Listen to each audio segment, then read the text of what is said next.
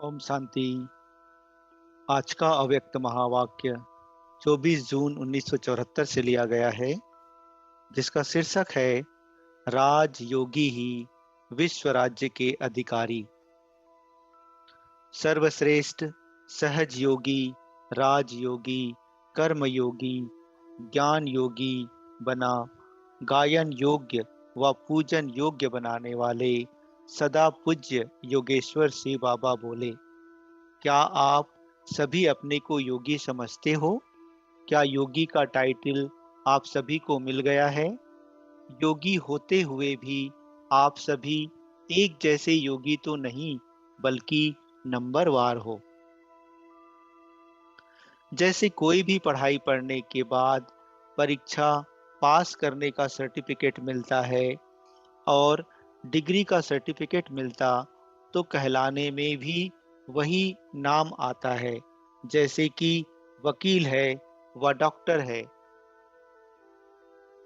ऐसे ही यहाँ भी जब नॉलेजफुल बाप के द्वारा योगी और भोगी जीवन की नॉलेज मिली है, तो भोगी के बाद मरजीवा बने, तो यहाँ भी ब्रह्मा कुमार व ब्रह्मा कुमारी का टाइटल मरजीवा बनने के बाद स्वतः ही मिल जाता है।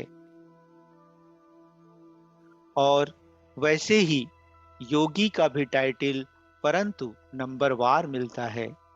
बाकी इसमें भी क्या फर्क है?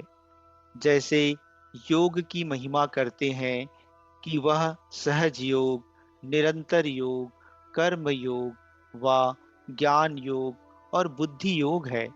फिर उसकी भी उपमा करते हैं ना। जैसे कि डॉक्टर्स में और मिलिट्री में भी भिन्न भिन्न प्रकार के ग्रेड्स होते हैं, उसी रीति यहाँ भी योगियों में कर्म योगी और बुद्धि योगी हैं। यहाँ भी कोई तो सभी लक्षणधारी हैं और कोई एक या दो, लेकिन सब नहीं। जैसे कि किसी का बुद्धि का योग है लेकिन उसका कर्म योग नहीं है, या फिर किसी का कर्म योग है तो वह सहज योगी नहीं, या जो ज्ञान में सदा नहीं रहता तो उसको ज्ञान योगी नहीं कहेंगे। यहाँ भी एक ही टाइटल मिलेगा, तो आप जो योग की महिमा औरों को सुनाते हो, तो वह स्वयं में धारण करो। जैसे राजयोग अर्थात जो कर्मेंद्रियों पर विजय प्राप्त कर उन पर राज्य करता है, तो वह भविष्य में भी श्रेष्ठ पद को पाता है। राजयोगी का अगर पावरफुल योग है तो ही उसको राजयोगी कहेंगे, अन्यथा उसको योगी ही कहेंगे, लेकिन राजयोगी नहीं कहेंगे। अब तो यह चेक करो कि क्या मैं सभी टाइटल धारण करने वाला योगी बना हूं? कोई के 8-10 तो कोई के 1-2। जैसे डॉक्टर, वकील और इंजीनियर मिलिट्री में यह सब होंगे, वहाँ कर्नल भी होगा, लेकिन उसकी लिस्ट तो अलग अलग होगी। जैसे बनारस में भी यूनिवर्सिटी द्वारा टाइटल मिलता है, कोई को 1-2 या 6 और कोई को 8-10, वैसे ही यहाँ भी टाइटल लेते हैं। सिर्फ इसमें ही खुश नहीं होना है कि मैं योगी हूँ। जो महिमा योग की गाई जाती है, अगर इन सब को अपने जीवन में धारण किया है, तो वह जितना ही यहाँ गायन होगा, तो वह उतना ही वहाँ पूजनीय होगा। जैसे लौकिक रीति में भी बच्चा बाप की पूजा नहीं करता, लेकिन बाप को पूजनीय तो कहता है ना। इसी प्रकार जो सतयुग में प्रजा होगी, वह पूजा तो नहीं करेगी, लेकिन पूजनी तो कहेगी, अर्थात रिगार्ड तो देगी। अब लिस्ट निकालो कि आपने अपने में कितने टाइटल धारण किए हैं, और फिर चेक करो कि आप में किसमें कमी है। टाइटल भी तब मिलता है जब कि उसमें पास होते हैं।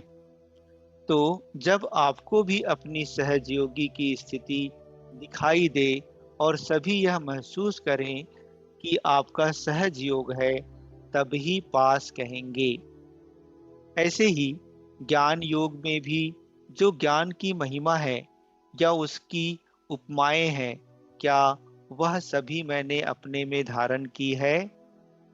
तो फिर आप स्वयं ही अपने नंबर को जान सकते हो। जैसे कोई कहे कि पढ़ाई पावरफुल है, तो यह ज्ञान की महिमा हुई हुई ना कि आपकी। तो अब देखो कि ज्ञान के जितने भी नाम हैं, क्या वह सब मैंने धारण किए हैं? अगर सब टाइटल ज्ञान और योग के धारण नहीं किए हैं, तो विश्व महाराजन व विश्व महारानी बन नहीं सकेंगे। चलो, पास विथ ऑनर नहीं, परंतु पास तो होना है। फिर पास होने के लिए भी तो 75% मार्क चाहिए। अर्थात यह सब धारणाएं व योग्यताएं सबको अपने में दिखाई दें। सारे दिन के चार्ट में जैसे 24 घंटे होते हैं, तो उसमें भी 8 घंटे आराम के, फिर उसमें बचे 16 घंटे, तो 16 का पौना 12 घंटे। लेकिन जिनका बहुत बुद्धि का काम होता है, तो 3 घंटे उनको छुट्टी देते हैं और बाप होने के नाते 1 घंटा वैसे ही छोड़ते हैं। तो इस प्रकार 8 घंटे बचे। तो सहज योगी, राजयोगी आदि जो भी ज्ञान और योग के टाइटल्स हैं, वह आप में 8 घंटे तो पूर्ण रूप में होने ही चाहिए, जिससे कि अन्य आत्माएं भी यह महसूस करें व सर्टिफिकेट प्रदान करें कि हाँ, यह सब लक्षण इसमें है। तब ही इसमें 75% मार्क मिल सकेंगे।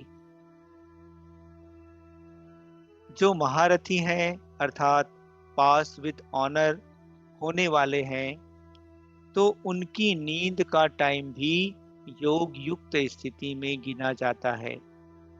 उनकी स्टेज ऐसी होगी जैसे कि पाठ समाप्त कर वह स्वयं परम धाम में है और उनको योग की ही महसूसता होगी।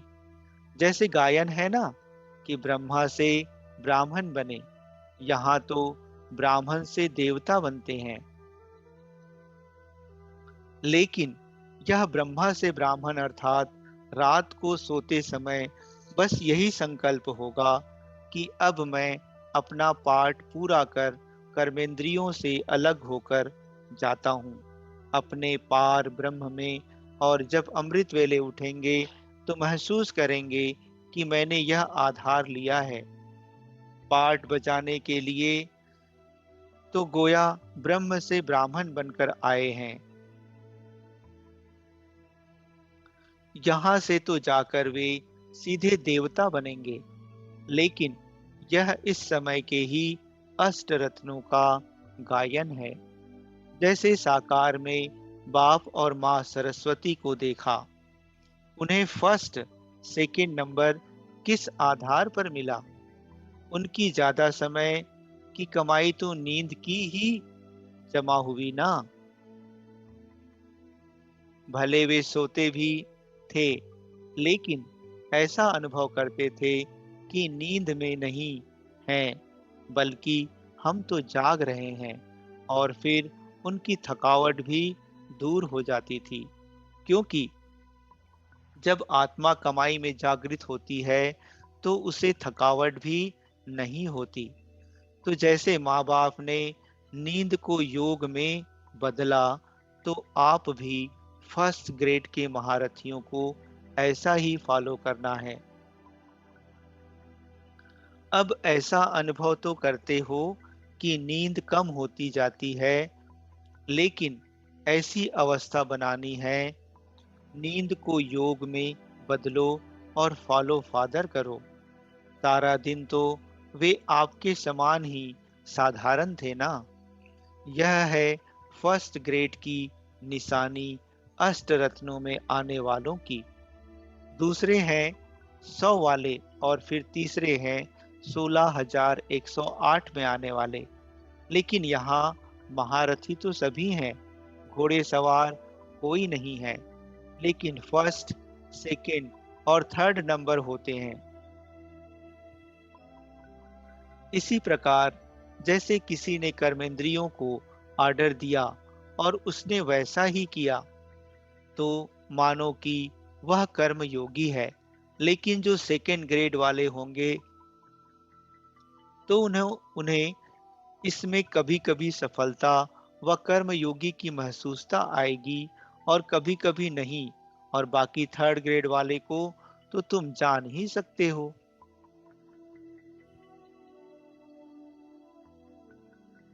तो जब आपने फर्स्ट ग्रेड का बनना है, तो पहले लिस्ट निकालो कि ज्ञान योग के कितने टाइटल्स हैं और आपने उनमें से कितने धारण किए हैं।